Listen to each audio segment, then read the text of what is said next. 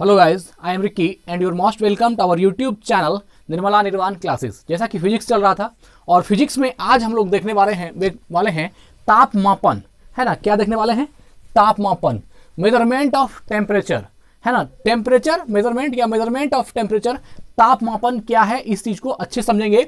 और जो आवश्यक तापमापन की जो भी उपकरण है, ताप मापने के लिए जो उपकरण यूज होता है उसको हम लोग तापमापी कहते हैं, या है ना। तापमापी क्या है? थर्मामीटर क्या होता है? तो ताप मापने वाले उपकरण को तापमापी कहते हैं। जिस उपकरण से हम ताप मापते हैं उसको क्या कहते हैं? तापमापी कहते हैं। तो तापमापी में कुछ जो अलग अलग उपकरण बनाया गया है उसको हम लोग समझेंगे, और उसके अंदर जो उसकी बनावट में किस तरह से क्या क्या उसमें वर्णित है उस चीज को समझेंगे। तो हम लोग मूल रूप से देखेंगे आज थर्मामीटर को। किसको देखेंगे? थर्मामीटर को। और इसके संदर्भ में बात करेंगे विभिन्न तापमापी की, अलग अलग यंत्र की। तो एक होगा, सबसे पहला है सेल्सियस पैमाना, दूसरा फारेनहाइट पैमाना, तीसरा रोमर पैमाना और चौथा है केल्विन पैमाना। लेकिन इतना ही, इन चारों पैमाना पर ही तापमापी तापमापी यंत्र खत्म नहीं होता है। इसके बाद भी और भी चीजें हैं, जैसे मान लीजिए कि अल्कोहल तापमापी की बात करते हैं, द्रव्य तापमापी, गैस तापमापी, है ना। ये सब चीजें और भी अलग है, उसको हम लोग अगली वीडियो में देखेंगे। लेकिन यहाँ पर जो मूल चार है, सेल्सियस पैमाना इसको देखेंगे, फारेनहाइट पैमाना को देखेंगे, रोमर पैमाना को देखेंगे और केल्विन पैमाना को देखेंगे। तो चलिए स्टार्ट करते हैं। सबसे पहले है सेल्सियस पैमाना, कि सेल्सियस पैमाना क्या होता है। सबसे पहले सेल्सियस का अर्थ तो यह हुआ कि किसी भी चीज के टेम्परेचर को मापने के लिए एक इकाई है सेल्सियस, ऐसा आप समझ सकते हैं, एक यूनिट के रूप में। जैसे मान लीजिए कि एक आदमी का जो सामान्य ताप है 98.6 फ़ारेनहाइट जो भी है, तो उसको हम लोग फ़ारेनहाइट में मापते हैं, या डिग्री सेल्सियस में मापते हैं, सेंटीग्रेड में मापते हैं, या जो भी है। तो उसको मापने की जो इकाई है वह यहाँ पर हम लोग उसके संदर्भ में बात कर रहे हैं सेल्सियस पैमाना की। तो चलिए, सेल्सियस पैमाना का आविष्कार किसने किया, या सेल्सियस पैमाने के आविष्कारक कौन थे? तो इसके हैं आविष्कारक स्वीडन वैज्ञानिक सेल्सियस। स्वीडन के वैज्ञानिक थे सेल्सियस, जिन्होंने इसका आविष्कार किया। किसका? सेल्सियस पैमाने का आविष्कार किया। ठीक है। अब सेल्सियस पैमाना जो बना होता है, तो उसमें क्या क्या उसके अंदर की जो बनावट होती है, या फिर समझ सकते हैं कि उसमें टेम्परेचर को मापने के लिए जो आवश्यक चीजें दी होती है उसको हम लोग समझते हैं, है ना। इस पैमाने में हिमांक को 0 डिग्री सेल्सियस एवं भाप बिंदु को 100 डिग्री सेल्सियस अंकित किया जाता है। पहले इस सेंटेंस में सबसे पहले हमको यह समझना होगा कि हिमांक बिंदु क्या है, भाप बिंदु क्या है ना। हिमांक क्या होता है और भाप बिंदु क्या होता है। देखिए, हिमांक को इंग्लिश में फ्रीजिंग पॉइंट बोलते हैं, है ना। फ्रीजिंग पॉइंट, जहां पर जिस पॉइंट पर कोई भी चीजें फ्रीज होती है उसको क्या बोलते हैं? फ्रीजिंग पॉइंट, या जम जाना। तो फ्रीज, यह जो हिंदी में अगर इसको आप समझें हिमांक क्या होता है, तो हिम जोड़ अंक, अर्थात हिम मतलब होता है बर्फ, या समझते हैं जमने वाली चीजों को। तो जो हिम है और अंक मतलब उसका आंकना, जितना पर कि वह हिम के रूप में हो जाए। तो यह अब इस पैमाने में हिमांक को 0 डिग्री सेल्सियस एवं भाप बिंदु को 100 डिग्री सेल्सियस अंकित किया गया है। अब देखिए, हिमांक को आपने समझ लिया, फ्रीजिंग पॉइंट को क्या समझ लिया। फ्रीजिंग पॉइंट मीन्स क्या हुआ, हिमांक मीन्स क्या हुआ, जिस पर कि कोई भी पदार्थ हिम हो जाए, अर्थात मतलब जमने की क्रिया जिस टेम्परेचर पर हो उसको हम लोग हिमांक कहते हैं, या उसको फ्रीजिंग पॉइंट कहते हैं। लेकिन भाप बिंदु क्या है? तो भाप बिंदु है जिस पर कि कोई पदार्थ उबलना स्टार्ट हो जाए, वह उसका क्या होगा? भाप बिंदु होगा। तो जो सेल्सियस पैमाना होता है, इसमें हिमांक बिंदु मतलब लोएस्ट से लोएस्ट टेम्परेचर कितना होता है? 0 डिग्री सेल्सियस होता है। मतलब कि अगर यदि 0 डिग्री सेल्सियस से ऊपर भी होगा तो वह ज्ञात होगा, लेकिन 0 से नीचे को यह कैलकुलेट नहीं कर सकता है, उसको यह नहीं माप सकता है। कौन? सेल्सियस पैमाना। क्योंकि इस पैमाने में हिमांक को 0 डिग्री सेल्सियस एवं भाप बिंदु को 100 डिग्री सेल्सियस अंकित किया गया है ना। तो इसके अंतर्गत अगर यदि आएगा टेम्परेचर तो उसी को यह मापेगा। कौन? सेल्सियस पैमाना। और यह जो हिमांक 0 डिग्री सेल्सियस हुआ और जो इसका भाप बिंदु हुआ वह 100 डिग्री सेल्सियस अंकित किया गया है। और 0 से 100 के बीच, है ना, यह बीच की दूरी 100 बराबर भागों में बांट दिया जाता है। किसमें? सेल्सियस पैमाना में 0 से 100 बीच, है ना। 0 डिग्री सेल्सियस से 100 डिग्री सेल्सियस जो अंकित किया जाता है हिमांक बिंदु और भाप बिंदु, मतलब मान लीजिए अगर 0 यहाँ हुआ और 100 यहाँ हुआ, तो यह हिमांक बिंदु और यह हो गया भाप बिंदु। इसके बीच में जो है इसको 100 बराबर भागों में बांट दिया जाता है। इसको 100 बराबर भागों में बांट दिया जाता है। मान लीजिए यहां तक में यह 100 बराबर भागों में बांट दिया जाता है। यह मान लीजिए कोई थर्मामीटर है तो इसको ऐसे करके 100 भागों में बांट दिया जाता है और प्रत्येक भाग को 1 डिग्री सेल्सियस कहते हैं। यह प्रत्येक पार्ट को, प्रत्येक भाग को क्या बोलते हैं? 1 डिग्री सेल्सियस बोलते हैं। और यह क्या होता है? इसको क्या बोलते हैं? सेल्सियस पैमाना। सेल्सियस पैमाना। तो सेल्सियस पैमाना के बारे में आपने समझा। इससे जो ऑब्जेक्टिव प्रश्न पूछता है कि सेल्सियस पैमाना का हिमांक बिंदु कितना होता है, फ्रीजिंग पॉइंट, तो 0 डिग्री सेल्सियस, और सेल्सियस पैमाना का भाप बिंदु कितना होता है तो 100 डिग्री सेल्सियस। इस क्वेश्चन को याद रखिएगा। 0 डिग्री सेल्सियस जो हिमांक बिंदु है सेल्सियस पैमाना का, और 100 डिग्री सेल्सियस जो यह आपका भाप बिंदु है सेल्सियस पैमाना का।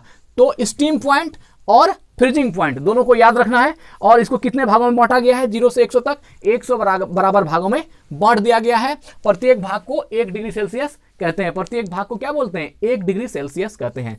तो यहां तक कुल मिलाकर के हमको लगता है कि आपको सेल्सियस पैमाना समझ में आ गया। अब हम लोग आगे बढ़ते हैं और अगले तापमापी की ओर बढ़ते हैं। अगला है फ़ारेनहाइट पैमाना। क्या है? फ़ारेनहाइट पैमाना। अब समझेंगे कि फ़ारेनहाइट पैमाना क्या होता है ना। सेल्सियस पैमाना को हम यही इंड करते हैं। फ़ारेनहाइट पैमाना, इसका आविष्कार जर्मन वैज्ञानिक फ़ारेनहाइट ने किया। देखिए, यह जो सेल्सियस पैमाना था इसका आविष्कार स्वीडन वैज्ञानिक सेल्सियस ने किया। फ़ारेनहाइट पैमाना का आविष्कार जर्मनी वैज्ञानिक फ़ारेनहाइट ने किया। तो जो वैज्ञानिक है उसी के नाम पर उस पैमाने का नाम भी रखा गया। अब फ़ारेनहाइट पैमाने को समझेंगे कि फ़ारेनहाइट पैमाना क्या होता है। तो इसका आविष्कार तो देख लीजिए जर्मन वैज्ञानिक फ़ारेनहाइट ने किया। इसका हिमांक कितना है? 32 डिग्री फ़ारेनहाइट, और भाप बिंदु कितनी है? 212 डिग्री फ़ारेनहाइट। एक बात को समझिए मित्र, मूल रूप से जो हम पैमाना यहाँ पर तापमापी थर्मामीटर पढ़ रहे हैं, इसमें मूल रूप से इस बात को बताने का प्रयास किया गया है कि हिमांक, हर थर्मामीटर का हिमांक बिंदु कितना है और उसका भाप बिंदु कितना है, अर्थात फ्रीजिंग पॉइंट क्या है और स्टीम पॉइंट क्या है, इस दोनों चीज को दिखाया गया है। साथ ही उसके बीच में जो उसकी बनावट है कि जो दो पॉइंट के बीच की जो बनावट है कितना कितना लिया गया है, इसकी मूल जानकारी दी गई है और इससे संबंधित प्रश्न ऑब्जेक्टिव में पूछ दिए जाते हैं। तो अब फ़ारेनहाइट पैमाना में हिमांक कितना होगा? 32 डिग्री फ़ारेनहाइट। याद रखिएगा, फ़ारेनहाइट पैमाना में हिमांक 32 डिग्री फ़ारेनहाइट एवं भाप बिंदु 212 डिग्री फ़ारेनहाइट। भाप बिंदु कितना? 212, अर्थात सबसे नीचे होगा अगर 32 डिग्री फ़ारेनहाइट और सबसे ऊपर क्या हो जाएगा? 212 डिग्री फ़ारेनहाइट। वहां पर डिग्री सेल्सियस था 0 और 100 के बीच, क्योंकि हम लोग सेल्सियस पैमाना देख रहे थे। यहाँ पर फ़ारेनहाइट पैमाना देख रहे हैं और यह 32 डिग्री फ़ारेनहाइट है और यह 212 डिग्री फ़ारेनहाइट है। तो यह भी मान लीजिए कि इसमें अब इसके यह देखना है कि इसके बीच के पार्ट को कैसे बांटा गया है। इसके बीच की दूरी 180 बराबर भागों में बांटा गया है। देखिए, अब इसके बीच की दूरी को कितने भागों में बांटा गया है? 180 बराबर भागों में। अब देखिए 212 डिग्री फ़ारेनहाइट में अगर आप 32 डिग्री फ़ारेनहाइट माइनस करेंगे तो यह कितना हो जाएगा? यह हो गया 180 डिग्री फ़ारेनहाइट। यह जो 180 डिग्री फ़ारेनहाइट बचा, इसको 180 बराबर भागों में बांट दिया। यह छोटे छोटे पार्टों में, मतलब कि 180 बराबर भागों में बांट दिया। यह फ़ारेनहाइट पैमाना को, जो इसका हिमांक बिंदु 32 डिग्री फ़ारेनहाइट है और जो इसका भाप बिंदु सबसे ज़्यादा भाप बिंदु 212 डिग्री फ़ारेनहाइट है, इसको 180 बराबर भागों में बांट दिया गया है और इसको हम लोग क्या बोलते हैं? फ़ारेनहाइट पैमाना बोलते हैं। तो मूल रूप से कोई भी पैमाना की बात हो उसमें याद क्या रखना है? उसका हिमांक बिंदु अर्थात फ्रीजिंग पॉइंट और उसका भाप बिंदु अर्थात स्टीम पॉइंट। हिमांक बिंदु 32 डिग्री फ़ारेनहाइट और जो उसका भाप बिंदु है वह 212 डिग्री फ़ारेनहाइट। किस में होता है? तो यह होता है फ़ारेनहाइट पैमाना में। किस में होता है? फ़ारेनहाइट पैमाना में। ठीक है। अब जो तीसरा है इसको मिटाते हैं और हमको लगता है कि यह भी आपको याद हो गया। इसका हिमांक पॉइंट कितना है? 32 डिग्री फ़ारेनहाइट और जो इसकी सबसे मतलब कि भाप बिंदु है वो कितनी है? 212 डिग्री फ़ारेनहाइट। तो यह फ़ारेनहाइट पैमाना हो गया।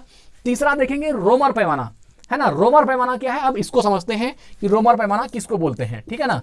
रोमर पैमाना यह डेनिश खगोल विज्ञानी ओले क्रिस्टनेस रोमर के नाम पर इसका नाम पड़ा। किसका? रोमर पैमाना का नाम, रोमर पैमाना किसके नाम पर पड़ा?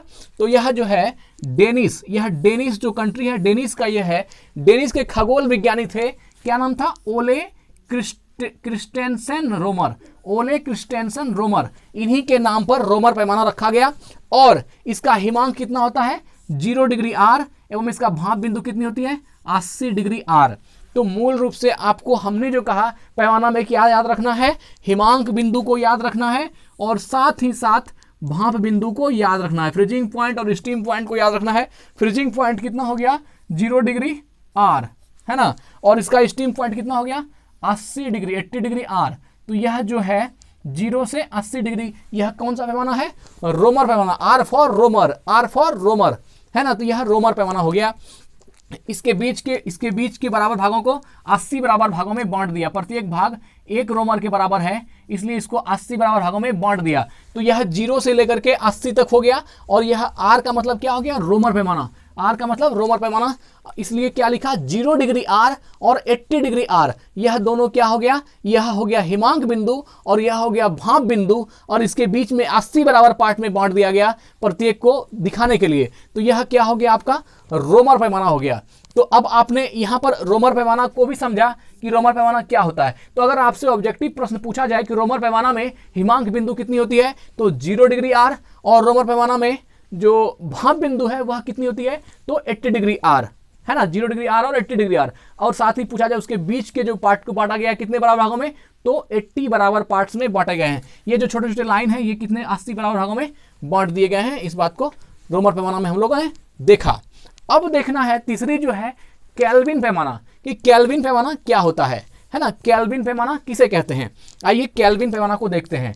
केल्विन पैमाना एक ब्रिटिश वैज्ञानिक थे केल्विन, जिनके नाम पर केल्विन पैमाना का नाम केल्विन पड़ा। तो देखते हैं, ब्रिटिश भौतिक शास्त्री विलियम थॉमसन प्रथम बैरन केल्विन, क्या नाम है, ब्रिटिश भौतिक शास्त्री हैं और इनका नाम है विलियम थॉमसन प्रथम बैरन केल्विन। फिलहाल हम लोग केल्विन से ही काम करते हैं क्योंकि बाकी नाम बहुत ही भारी पड़ जाएगा। तो सिर्फ याद रखिए केल्विन, ब्रिटिश वैज्ञानिक थे, भौतिक शास्त्री थे, इन्हीं के नाम पर केल्विन पैमाने का नाम केल्विन पड़ा। इसमें क्या है, इसमें हिमांक बिंदु कितना है 273 केल्विन, है ना, हिमांक बिंदु 273 केल्विन और भाप बिंदु 373 केल्विन, है ना, भाप बिंदु 373 केल्विन। अब देखिए 373 से 273 के बीच कितना हुआ, इसका डिफरेंस हो जाएगा 100, और इसको क्या किया गया 100 बराबर भागों में बांट दिया गया, 100 बराबर घरों में बांट दिया गया, है ना, ये 100 पार्ट में ऐसा बांट दिया गया। तो इसमें हिमांक कितना हो गया 273 केल्विन, ठीक है, 273 केल्विन यह हिमांक है, फ्रीजिंग पॉइंट है, और इसमें भाप बिंदु कितनी होती है 373 केल्विन, या फिर आप इसको स्टीम पॉइंट बोल सकते हैं 373 केल्विन, ठीक है। तो इसमें हिमांक 273 केल्विन एवं भाप बिंदु कितना होती है 373 केल्विन है। भाप बिंदु कितना है 373 केल्विन है। इन दोनों बिंदुओं के बीच की दूरी को 100 बराबर भागों में बांट दिया जाता है, और इन दोनों के बीच की दूरी को कितना 100 बराबर भागों में बांट दिया जाता है। तो मित्र यहां पर हमने चारों ही तापमापी को देख लिया, जैसे सेल्सियस पैमाना, फारेनहाइट पैमाना, रोमर पैमाना और केल्विन पैमाना, है ना, सेल्सियस, फारेनहाइट, रोमर और केल्विन, सेल्सियस, फारेनहाइट, रोमर और केल्विन, सेल्सियस, फारेनहाइट, रोमर और केल्विन, चारों को देख लिया। सेल्सियस में हिमांक कितना होता है 0 डिग्री सेल्सियस, और भाप बिंदु कितनी होती है स्टीम पॉइंट 100 डिग्री सेल्सियस। साथ ही फारेनहाइट में कितना होता है 32 डिग्री फारेनहाइट क्या होती है, वह जो उसकी फ्रीजिंग पॉइंट होती है हिमांक बिंदु, और 212 डिग्री फारेनहाइट क्या होती है, वह होती है उसका स्टीम पॉइंट। और तीसरा रोमर में क्या होता है हिमांक बिंदु 0 आर, और जो उसका भाप बिंदु होता है वह होता है 80 आर, 80 आर के बराबर होता है। और सबसे लास्ट में केल्विन पैमाना 273 केल्विन से 373 केल्विन, और इसके बीच घरों की संख्या कितनी होती है 100। तो यह हम लोगों ने चारों ही पैमाना को देख लिया। अब एक बहुत ही महत्वपूर्ण पॉइंट है जिसको कि हम लोग समझेंगे, इसका नाम है परम शून्य। क्या बोलते हैं परम शून्य, परम शून्य मिलते हैं, कहीं कहीं परम शून्य ताप भी होता है, एब्सोल्यूट जीरो, है ना। एब्सोल्यूट जीरो क्या है, परम शून्य क्या है, इसको समझेंगे। परम शून्य क्या है या एब्सोल्यूट जीरो क्या है। देखिए सैद्धांतिक रूप से किसी भी टेम्परेचर का हाईएस्ट पॉइंट आप नहीं कह सकते हैं कि वह कितना हो सकता है, लेकिन उसका लोएस्ट पॉइंट काउंट किया जाता है, और जो लोएस्ट पॉइंट लोएस्ट टेम्परेचर है उससे ज्यादा दुनिया में कोई भी आदमी उस टेम्परेचर को लो नहीं कर सकता है। अर्थात मैं कहना क्या चाह रहा हूं कि सैद्धांतिक तौर पर किसी भी वस्तु के टेम्परेचर के अधिकतम का पता नहीं लगाया जा सकता है कि टेम्परेचर अधिक से अधिक कितना जा सकता है, लेकिन उसके न्यूनतम का पता लगाया गया है और लगाया जा सकता है। इसलिए जो न्यूनतम ताप एक कांस्टेंट है, उस कांस्टेंट टेम्परेचर को, जो सबसे लो टेम्परेचर है जिसके बाद टेम्परेचर को लो नहीं किया जा सकता, उसी ताप को बोलते हैं परम शून्य। क्या बोलते हैं? Absolute zero. क्या बोलते हैं? एब्सोल्यूट जीरो अर्थात परम शून्य। किसी भी वस्तु का ताप -273.15 है ना, 273.1.5 डिग्री सेल्सियस से कम नहीं हो सकता। यह एक रिसर्च है जिसमें कि किसी भी वस्तु की ताप जो कही गई है -273.15 डिग्री सेल्सियस, इससे कम नहीं हो सकता है। यह दुनिया का सबसे न्यूनतम टेम्परेचर है। किसी भी वस्तु का इससे ज्यादा, इससे कम टेम्परेचर किया ही नहीं जा सकता, या फिर कह लीजिए कि होता ही नहीं है। लेकिन अगर हम इसके उल्टा बात करें कि किसी भी वस्तु का टेम्परेचर कितना हो सकता है, तो सैद्धांतिक तौर पर कुछ भी हो सकता है। उसको मतलब कि जितना आप कह सकते हैं उससे भी और ज्यादा हो सकता है, लेकिन न्यूनतम में यह बॉन्डिंग है कि यह -273.15 डिग्री सेल्सियस से कम नहीं हो सकता। यह माइनस में जाकर इससे ज्यादा कम किसी वस्तु का तापमान नहीं हो सकता। और इसी टेम्परेचर को हम लोग क्या बोलते हैं? इसी को बोलते हैं परम शून्य ताप या फिर एब्सोल्यूट जीरो। तो किसी भी वस्तु का ताप -273.15 डिग्री सेल्सियस से कम नहीं हो सकता। अब देखिए, केल्विन पैमाने पर 0 के लिखते हैं। इसको केल्विन पर क्या लिखते हैं? केल्विन पैमाने पर 0 के लिखते हैं इसमें। और अर्थात देखिए, 0 के को -273.5 डिग्री सेल्सियस कहते हैं। या तो आप केल्विन में बोलना चाहें तो 0 के बोल लें, है ना, 0 के कह लें। और अगर डिग्री सेल्सियस में, डिग्री सेंटीग्रेड में कहना चाहें तो आप -273.15 डिग्री सेल्सियस भी कह सकते हैं। और एवं 273.16 केल्विन बराबर 0 डिग्री सेल्सियस। 0 डिग्री सेल्सियस, अब देखिए, अगर यदि यह तो माइनस में 273.15 डिग्री सेल्सियस हुआ, इसको हम लोग 0 केल्विन कहते हैं, ठीक है। लेकिन अगर यदि यह पॉजिटिव हो जाए और यह 273.16 केल्विन हो जाए, तो यह क्या होता है? 0 डिग्री सेल्सियस के इक्वल होता है। यह 0 डिग्री सेल्सियस बराबर, देखिए 0 डिग्री सेल्सियस बराबर 273.16, ये पॉजिटिव है। 273.16 केल्विन बराबर 0 डिग्री सेल्सियस, या फिर -273.15 डिग्री सेल्सियस बराबर 0 केल्विन। यह याद रखिएगा, बहुत ही इंपॉर्टेंट है। एग्जाम में कई बार पूछा गया है और पूछा जाता है और पूछा भी जाएगा, इसलिए इसको याद रखिए कि 0 केल्विन में कितना डिग्री सेल्सियस होता है? तो -273.15 डिग्री सेल्सियस होता है। और 273.16 केल्विन में कितना डिग्री सेल्सियस होता है? तो यह 0 डिग्री सेल्सियस होता है। इसको अभी तुरंत घोर के पी लीजिए, बहुत ही महत्वपूर्ण है कि 0 केल्विन में कितना सेल्सियस होता है? तो -273.15 डिग्री सेल्सियस। या फिर 0 के को ही आप परम शून्य ताप कह सकते हैं। एब्सोल्यूट जीरो किसको बोल सकते हैं? 0 के को बोल सकते हैं। और अगर 273.16 केल्विन हो गया, जब 0 केल्विन है तो वह निगेटिव में इतना के बराबर है, और जब इतना पॉजिटिव केल्विन होगा तो यह कितना के बराबर होगा? 0 डिग्री सेल्सियस के बराबर होगा। अर्थात 273.16 केल्विन बराबर 0 डिग्री सेल्सियस या 0 डिग्री सेंटीग्रेड। चलिए, पहले सेल्सियस पैमाना को सेंटीग्रेड पैमाना ही कहा जाता था। पहले जो सेल्सियस पैमाना जिसको हम आज कह रहे हैं, इसको पहले क्या कहा जाता था? सेंटीग्रेड पैमाना कहा जाता था। क्या कहा जाता था? सेंटीग्रेड। तो इसलिए कोई 0 डिग्री सेंटीग्रेड पढ़ देते हैं, कोई 0 डिग्री सेल्सियस पढ़ देते हैं। अगर कहीं लिखा है तो इसको आप 0 डिग्री सेल्सियस भी पढ़िए और 0 डिग्री सेंटीग्रेड भी पढ़िए। पहले सेंटीग्रेड कहा जाता था, लेकिन अब सेल्सियस कहा जाता है। केल्विन में व्यक्त ताप को डिग्री में नहीं लिखा जाता। यह तो आप जान ही रहे होंगे कि जो केल्विन में किसी भी टेम्परेचर को दिखाते हैं तो वहां डिग्री लिखना नहीं पड़ता। उदाहरण स्वरूप हम यहां पर देख सकते हैं 0 के लिखा हुआ है, लेकिन क्या हमने 0 के डिग्री ऐसा लिखा है क्या? नहीं। यह डिग्री रोमर में होता है, रोमर में भी होता है, सेल्सियस में भी होता है ना। रोमर में होता है, सेल्सियस में होता है, फ़ारेनहाइट में भी होता है, और केल्विन में नहीं होता है ना। सेल्सियस में, फ़ारेनहाइट में और रोमर में, इस तीनों में होता है, लेकिन केल्विन में डिग्री यूज नहीं होता है। तो केल्विन में व्यक्त ताप को डिग्री में व्यक्त नहीं किया जाता है, इसको डायरेक्ट लिखा जाता है। मित्र, यहां पर तो यह चैप्टर तापमापन अभी एंड नहीं हुआ, इसमें और भी कुछ तापमापी है, जैसे द्रव्य तापमापी है, गैस तापमापी है। उन चीजों की बात हम अगली वीडियो में करेंगे। साथ ही जो इन चारों तापमापी को लेकर के जो एक रिलेशन है, जो आप लोगों ने पढ़ा होगा उस फॉर्मूले पर, उस पर बहुत सारा न्यूमेरिकल्स भी बनता है। तो हम उस फॉर्मूले को यहाँ पर अभी नहीं रखे हैं, लेकिन अगली वीडियो में या उसके एक अगले वीडियो में हम उसको रखेंगे। साथ ही उस पर न्यूमेरिकल भी होगा। चूंकि आज अगर मैं न्यूमेरिकल आता तो ये वीडियो बहुत लेंदी हो जाती, इसलिए हमने उसको स्पेशल एक वीडियो बनाऊंगा उस पर, और बहुत सारा न्यूमेरिकल्स जो दोनों के संबंध पर, चारों के संबंध पर, रिलेशन पर, चारों ही पैमाने के संबंध पर सवाल होंगे, उसको हम लोग देखेंगे। तो ठीक है, यहीं पर वीडियो को एंड करते हैं। स्वस्थ रहें, अपना ख्याल रखें। Thank you.